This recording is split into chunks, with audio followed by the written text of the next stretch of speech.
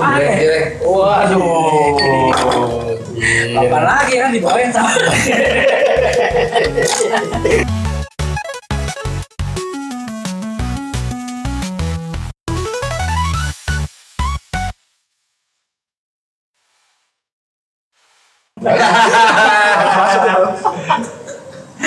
Tapi kalau pernah main film horor kan? Pernah. Inang ya? Nah itu gimana nih? Kalau main film horor itu nggak sehoror nonton sih, cuman memang kalau main film horor kita capek, acting ketakutan itu yang capek menurut gua. Acting ketakutan tuh lebih capek daripada acting dulu yang menggunakan fisik, misalkan kayak lo lari, capek itu fisik capek gitu lari gitu. Tapi kalau ketakutan tuh capeknya tuh kayak otak lo kayak kurang oksigen sama badan lo pegel pasti menurut gua. Biasanya suasana syuting film horor kan itu juga menghororkan. Serem ya. Ya nggak usah film horor deh, kadang syuting drama gitu ya, kadang ada lokasi-lokasi yang serem tuh ya kan. Lalu ada nggak lokasi di kejadian horor? Halus nggak salah.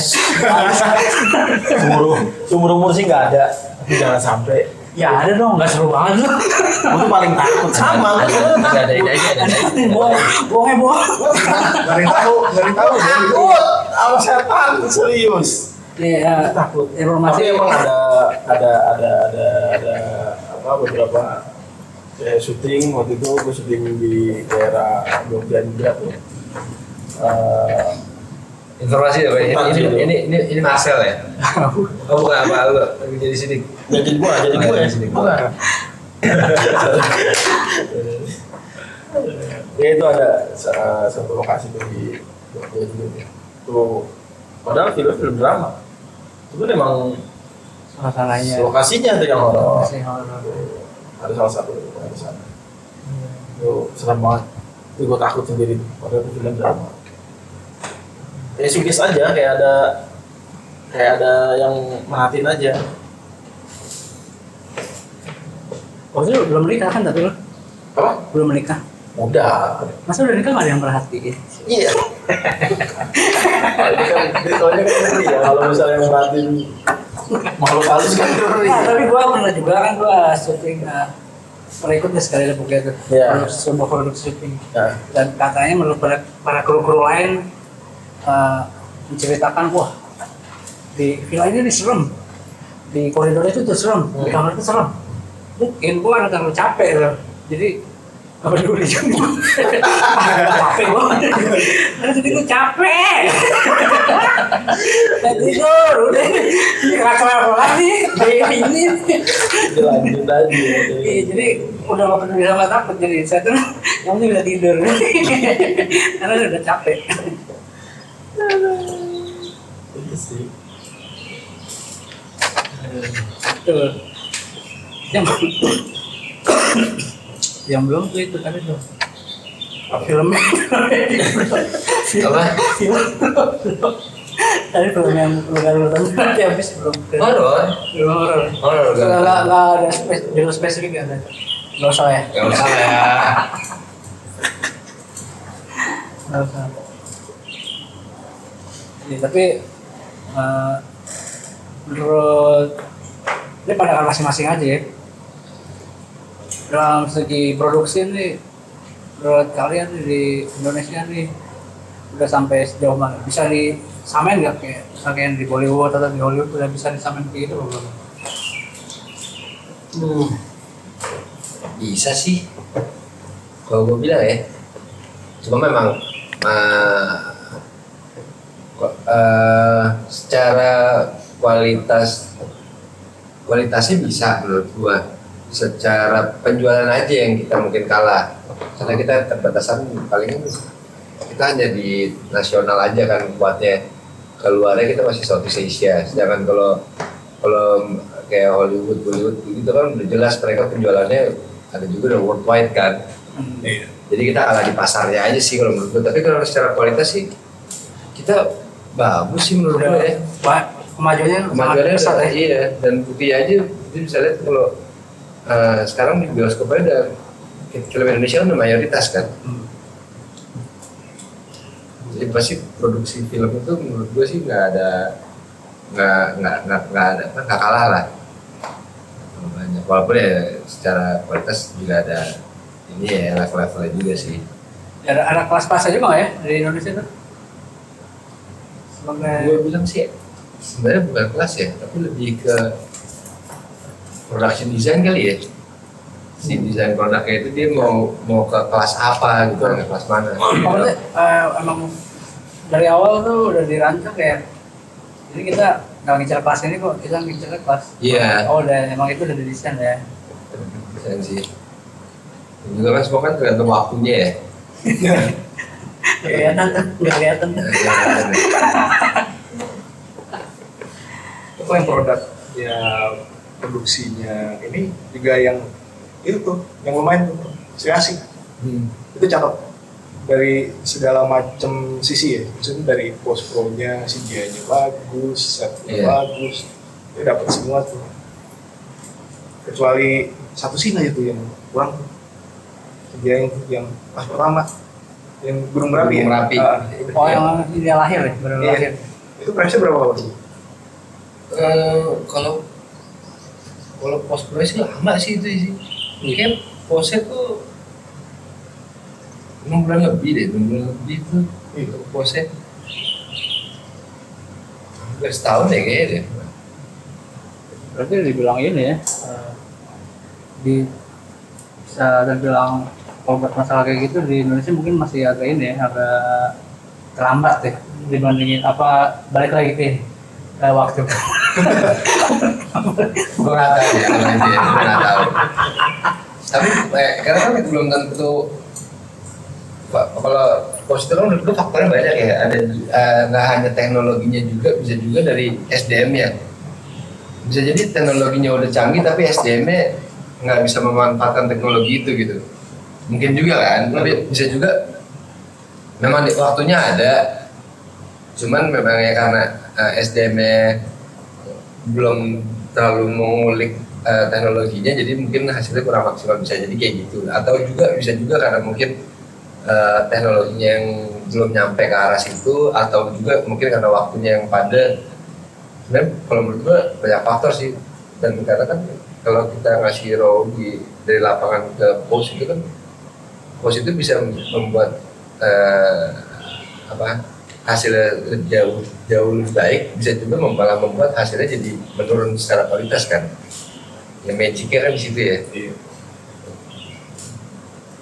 Tapi kalau ya kita nonton awal sih, gue nggak ngerasa aneh. Tapi begitu gue nonton lagi, oh ya ada kerasa, memang masih ada kerasanya lah CGI-nya. Tapi yang sisa-sisanya sih menurut gue halus banget. Iya. Coba tonton ya asik. Di Disney ya? Besar masih ada ya, ada kan? Besar ya? Masih ada nggak sih Disney? Ada sih masih ada. masih. Masih ada. Tapi lo Pacific sih, udah ini ya berkecimpung di dunia produksi lah ya. Pokoknya yang ngurusin produksi sebuah film tuh lo ya biasanya. Bener nggak nih SDM-nya masih dibilang sedikit lah buat masalah-masalah post production gitu, kayak visual yang berhubungan sama efek-efek visual gitu. Sebenarnya banyak sebenarnya SDM-nya. SDM itu tuh banyak, terus kreatif juga kan. Banyak juga orang dari post pro juga, orang kreatif juga banyak sebetulnya. Karena mungkin cuma memang di sini kan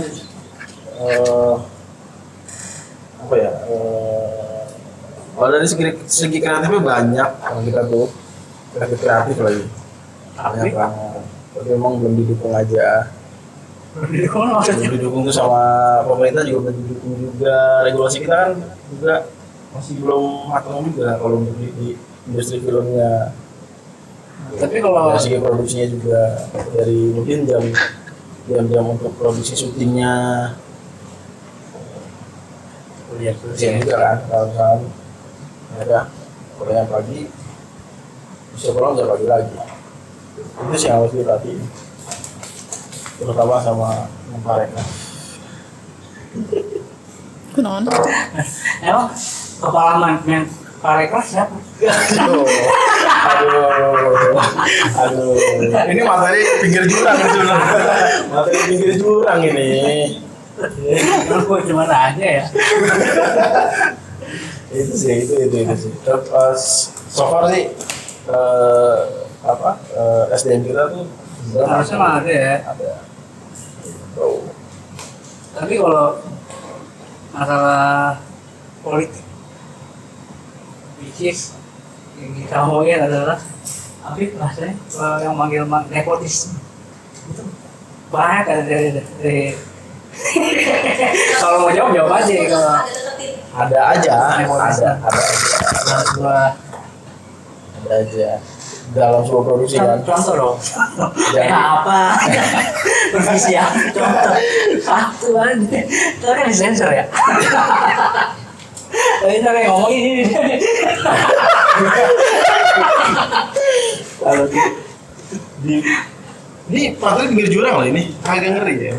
Ya bis kan yang ini kan banyak begini ya kekurangan.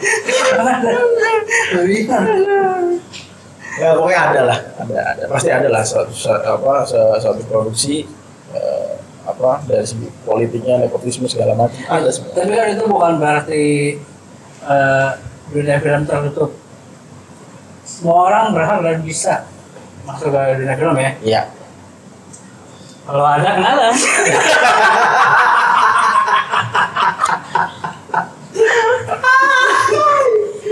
Tapi jujur agak sulit. Ya kan? Iya. Memang Jujur itu agak sulit. Itu sih apa ada yang ngomong itu jangan pilihan. Karena sulit. Bahaya.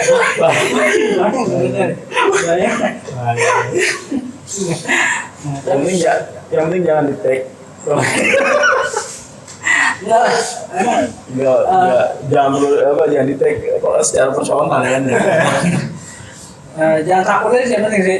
Kalau emang tujuannya aneh-aneh misalkan pengen ada yang jadi sineas gitu ya, pengen jadi pekerja film, jangan takut cari aja. Kita juga pasti bakalan ada.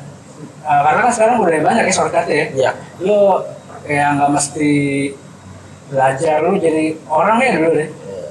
Jadi sesuatu dulu Iya. pasti Iya. bakalan ada kesempatan kan. Pasti. Terus kalau lu sendiri nih, Kakak Acin, lu kan hitungnya kan baru memulai di dunia produksi film nih, Iya. film Indonesia. Menurut lu keadaannya tuh gimana? Jelek. Waduh.